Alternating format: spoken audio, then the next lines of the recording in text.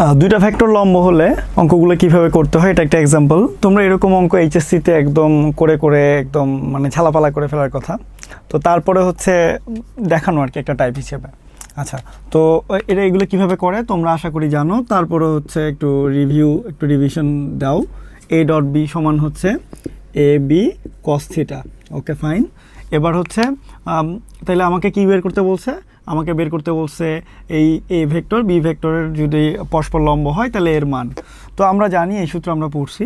তো দুইটা ভেক্টর লম্ব হলে আমরা কি জানি? আমরা জানি হচ্ছে ইন্টারনাল অ্যাঙ্গেল হচ্ছে 90 ডিগ্রি।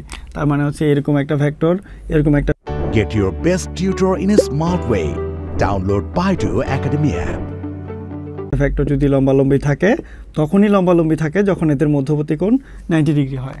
ওকে, আর যখনই 90 ডিগ্রি হয় তখনই হচ্ছে তাদের ডট গুণন 0 হয়। এটা আমরা বের করছি, কেমন ভেক্টরের যে থিওরি ছিল লম্ব মানে ডট গুণনের সেইখানে ছিল।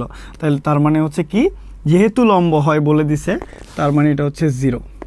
তো এটা যদি 0 হয় তাহলে আমরা A dot B equal to 0 লিখতে পারি। তার মানে হচ্ছে A dot B equal to 0, এটা আমরা পড়ে আসছি। ওকে, এবার আমরা যদি এখানে ভ্যালু বসাই তাহলে কত ভাইয়া? সেটা হচ্ছে 3i plus J minus A K dot B vector 4i minus A J. Solve your academic problems in a smart way for free. Download Baidu Academy app. Plus A K, okay, equal to 0। এবার যদি আমরা গুণ করি তাহলে কত?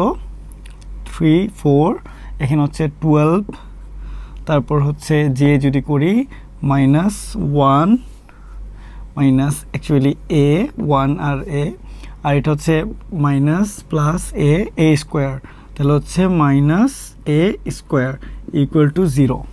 এবার এটাকে যদি আমরা সমাধান করি তাহলে আসে এর মান 3,-4, কারণ হচ্ছে এটা একটা সমাধান।